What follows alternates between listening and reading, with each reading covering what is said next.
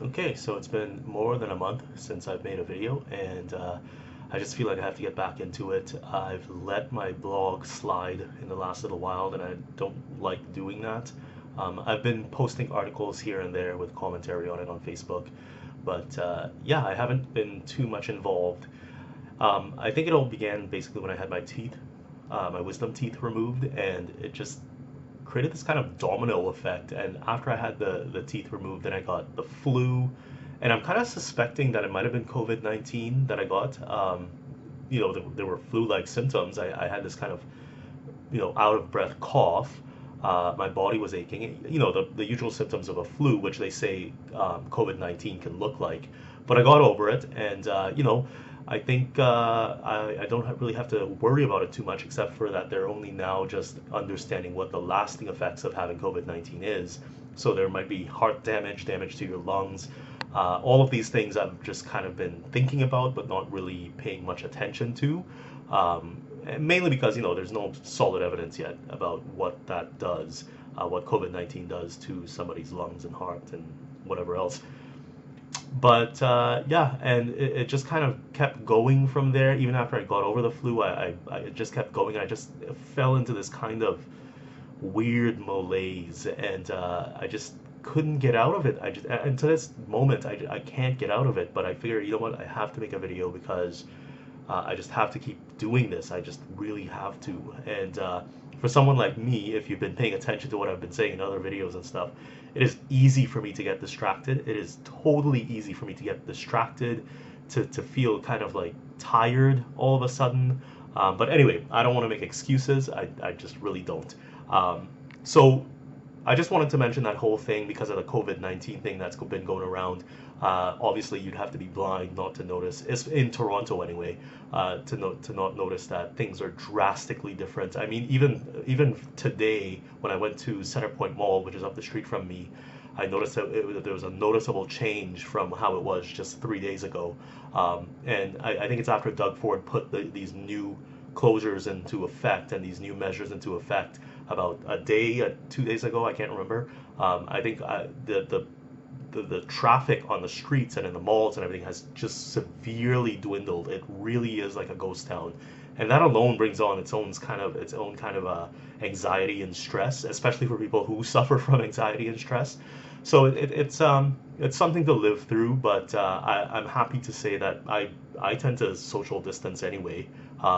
Whether it's COVID-19 or just a regular old day, I don't have much interaction with people. So it's in a way it's no big deal for me. I've no big loss, but I don't want to underestimate the toll this is taking on healthcare in the country basically, and especially in Ontario, and BC. So I just want to move on and get away from that for a bit, and I just want to talk about something I noticed the other day, when it came to somebody in the background is going, shut up," and it's like, yeah, when you were yelling earlier this morning, yeah, I should have woken up from sleep when we were yelling and say, shut up. Anyway, some Yahoo in the background is yelling that. So anyway, so it's something I noticed about antinatalists the other day on an antinatalist group on Facebook, about people who were talking about not liking kids. So it's okay to express feelings about not liking kids. I mean, a lot of people don't like kids. A lot of people just don't want to have them. A lot of people don't want them even around them. They find them gross or they find them irritating or you name it, right? That's fine. That's fine. I mean, it's a state a human being can be in. But where I start having a little bit of trouble, and call me politically correct, but I mean, where I start having a little bit of trouble is when people start using the word hate to describe what is misanthropic antinatalism. Um, I think a lot of times, and this is a byway, but it's relevant. Um, a lot of times, antinatalism gets convoluted with genocide. Um, don't ask me where I got that from, but a lot of time, antinatalism has this kind of like smell of genocide.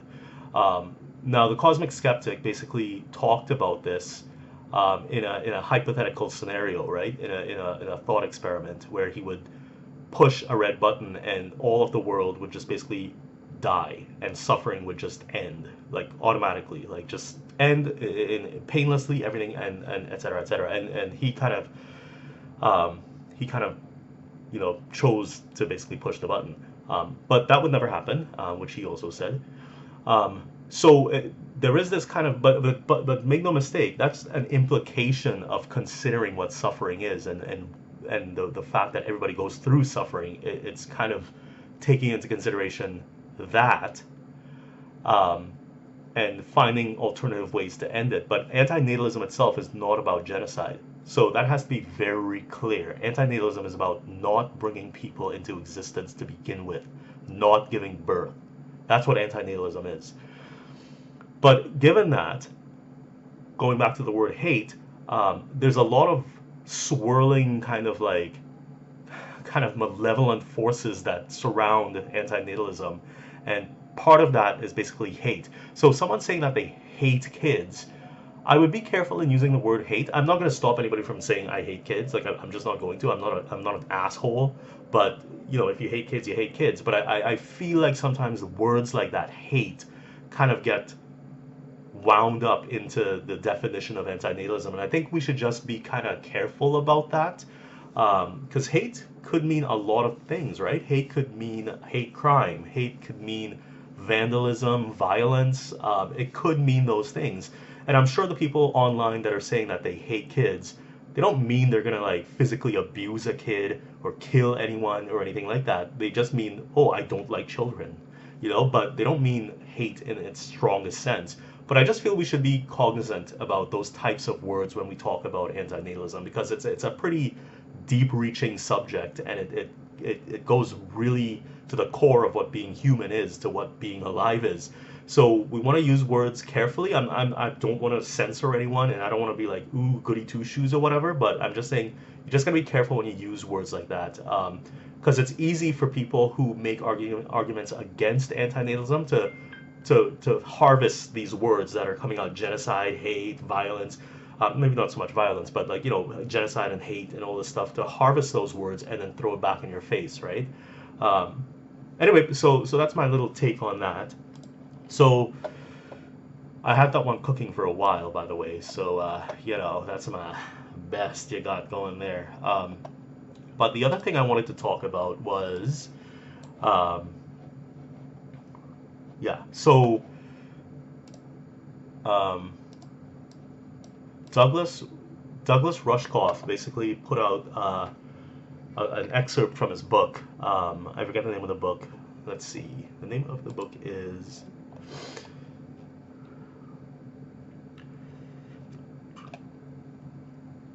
oh no, I can't read it. Team Human? No. Came across the book before, but create a free account. Yeah, I can't access the book anymore. I don't want to go looking for it, but it's Douglas Rushkoff, and he was talking about Team Human, but he was talking about foreground and ground, not foreground, figure and ground. And to give you the most famous example of ground and ground and figure. We all know that cutout with the two faces facing each other, and it's up to you to see whether it's a vase or two faces facing each other.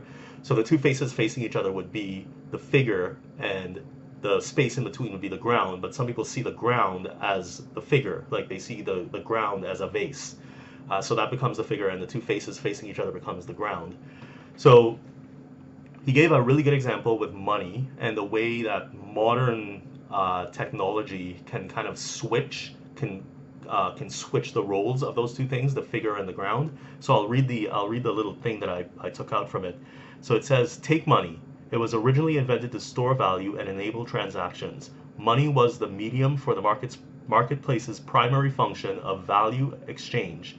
Money was the ground and the marketplace was the figure. Today, the dynamic is reversed. The acquisition of money itself has become the central goal, and the marketplace just a means of realizing that goal. Money has become the figure, and the marketplace full of people has become the ground.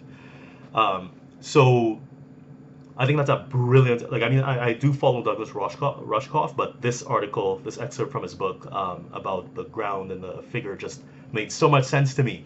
I wanted to kind of add another example, although I might be on iffy territory here. Maybe Douglas Rushkoff himself would phone me and basically tell me, like, hey, you know, what are you doing? That's not right. Not that he talks like that, but yeah, so I had this other example, which is basically feminism. So feminism used to be the ground, right? Feminism used to be the ground, a way to basically achieve equality of sexes in government, in politics, in the workplace, in employment. You know, equality was the thing, you know, to have women be on a level playing field with men. But I think by the time you get to third wave and fourth wave feminism, all of a sudden feminism has become the figure and all the other stuff has become the ground, right? So in a way, feminism is kind of, and this is where it gets kind of blurry, so, you know, forgive me, Douglas Rushkoff, but feminism becomes this kind of, this figure that is to be attained, right? So you end up with slogans like ban men, you know, down with the patriarchy, the future is female. So it's become like the feminist kind of construct and context has become the figure, like we're aiming for this kind of like pro-female, hyper-feminine society, and everything else becomes the ground.